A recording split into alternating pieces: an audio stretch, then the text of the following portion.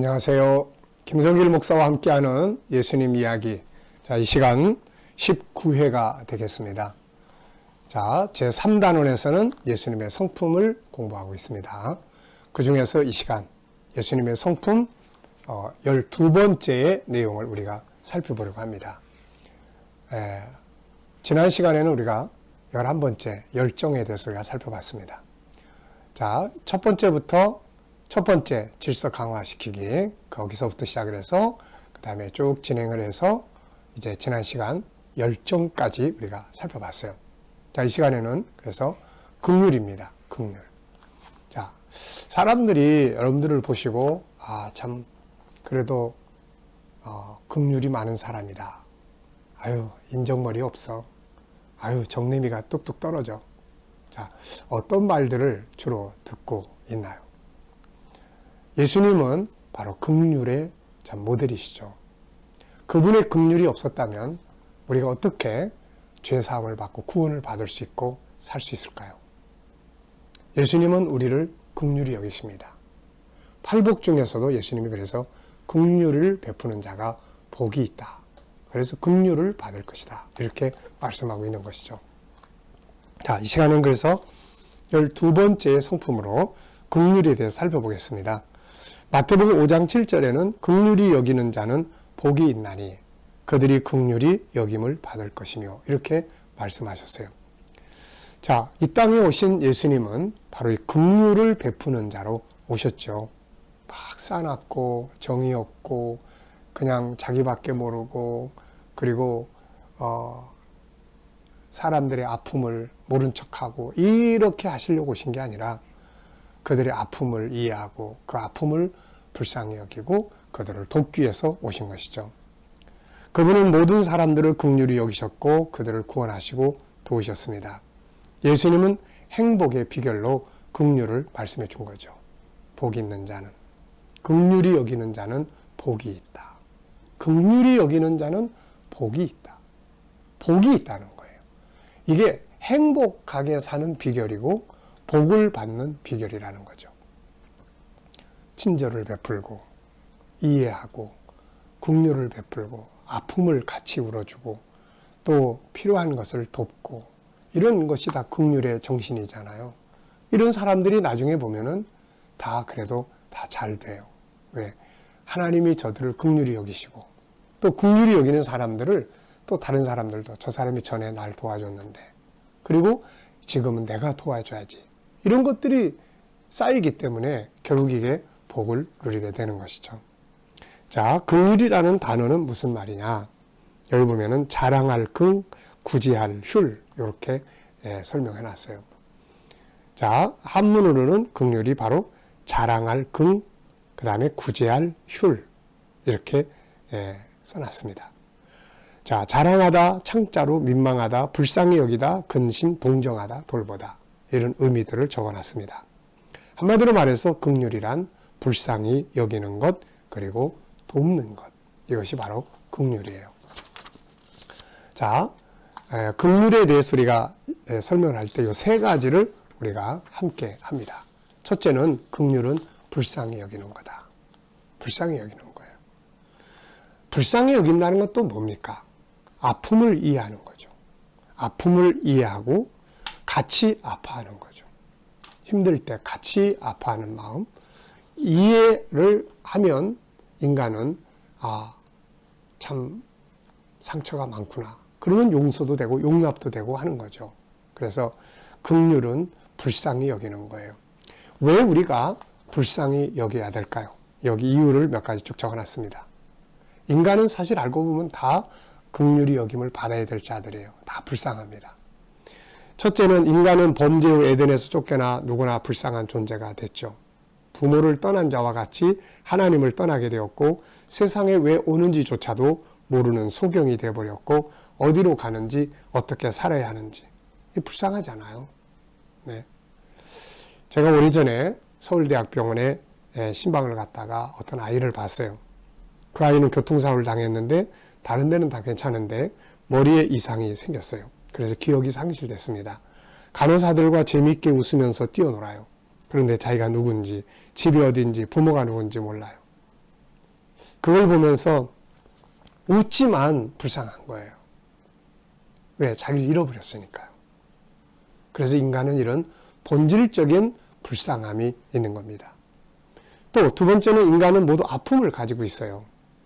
창세기 3장에서부터 죄로 망가진 인격, 살아오면서 받는 수많은 상처들, 가족들로부터, 이웃들로부터, 친구들로부터 수많은 상처들을 받으면서 살잖아요. 그 아픔이 쌓여 있는 거예요. 그럼에도 불구하고 끊임없이 또 상처를 받잖아요. 인간은 위로를 받고 싶은데 세상은 위로를 주기보다는 계속 상처를 주는 거예요. 우리는 이것을 서로 이해할 수 있어야 합니다.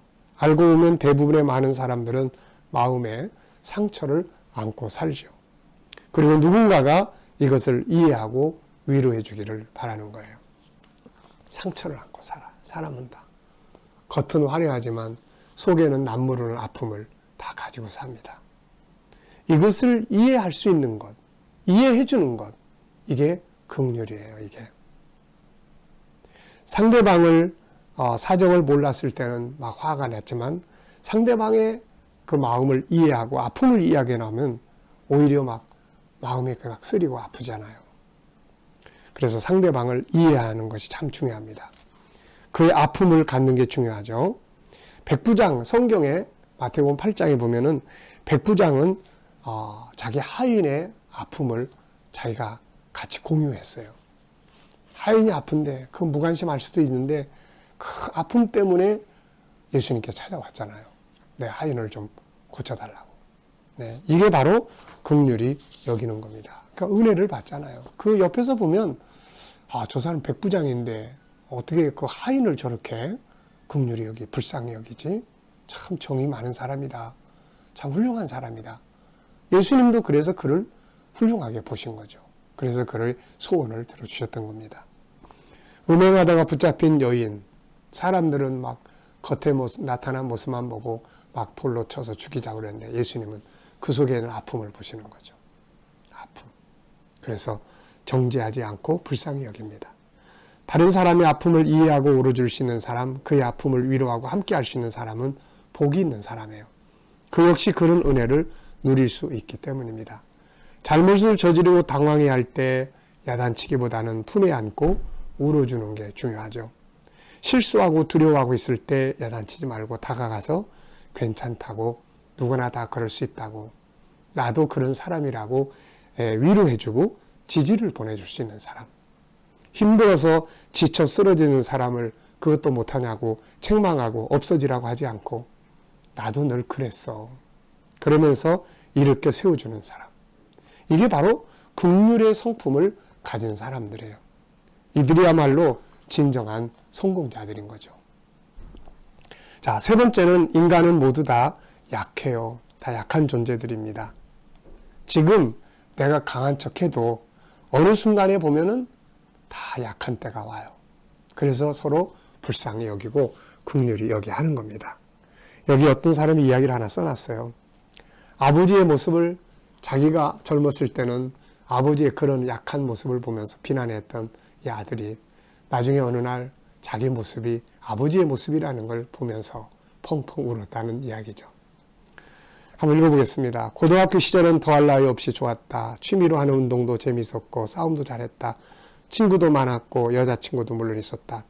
그 행복이 계속될 것이라고 생각을 했다. 그래서 늘 꼬질꼬질한 양복 차림으로 피로에 쩔어오는 아버지를 무시했다. 대학에 갔지만 여전히 빈둥대면서 어리석은 짓만 반복했다. 학교를 때려치고 문득 주위를 돌아보니 아무도 없었다. 이대로는 안 되겠다는 생각이 들어 넥타이를 맸다. 그저 그런 회사에 들어갔지만 괴롭기만 했다. 즐거운 일은 하나도 없이 책상에 묶여 있었고 보기 싫은 동료를 두들겨 팰 수도 없었다. 때려치울 이유만 찾고 있었던 것 같다. 회사 일도 최악의 나날이었다. 달갑지 않은 회식 자리에 끼었다가 돌아오는 길 전철 유리창에 낯익은 모습이 비쳤다. 양복 차림에 피로에 쩔은 내 모습은 옛날 내 아버지의 모습 그대로였다. 같은 칸에 탄 고등학생이 나를 비웃고 있었다. 왠지 억울한 마음에 소리를 죽이며 어깨를 들썩이며 울었다. 감동의 기술이라는 책에 나온 이야기입니다.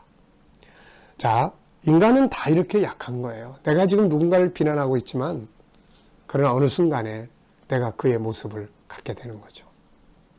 자, 인간은 또 영원한 멸망을 향해서 가고 있습니다. 세상에서 그렇게 불쌍하지만 큰 소리 뻥뻥 쳐도 결국은 인간은 영원한 멸망으로 들어가잖아요. 그래서 예수님은 모든 사람을 불쌍히 여겼어요. 저 불쌍한 것. 네. 지옥불에 가는데 그러면서 큰 소리 뻥뻥 치는데. 네.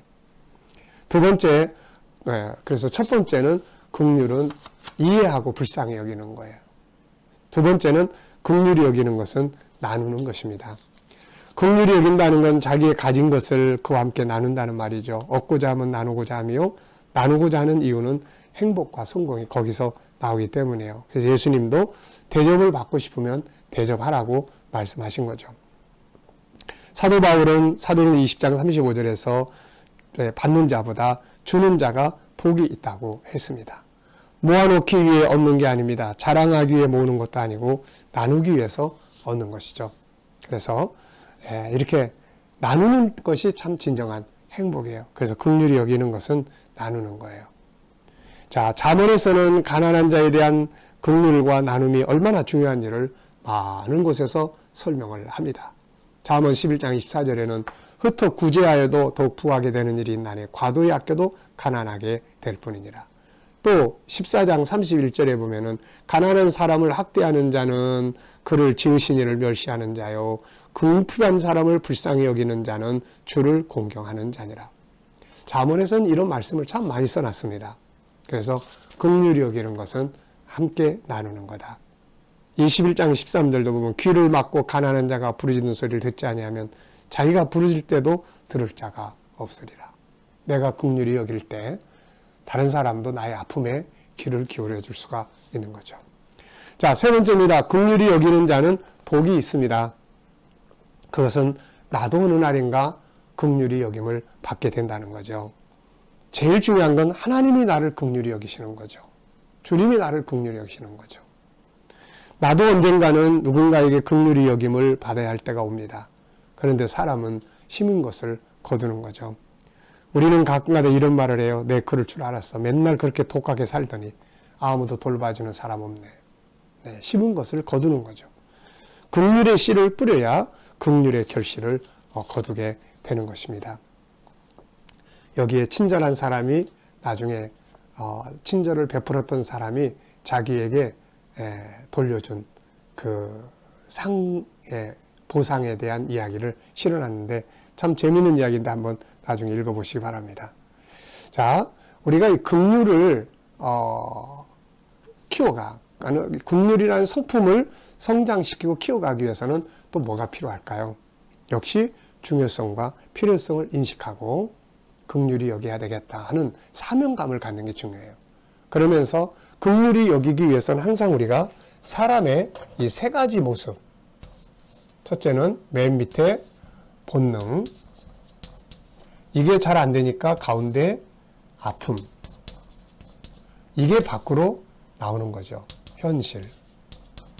네, 그래서 이 속에 있는 아픔을 보면 긍휼히 여길 수 있어요. 그래서 사람을 이해하는 게 참 중요하고 속의 아픔을 이해하고 공감하고 함께 하는 거죠. 그리고 나누고 돕고, 이게 바로 긍휼입니다. 긍휼은 복이 있는 성품이에요. 자, 이 시간 말씀은 여기서 마치도록 하겠습니다.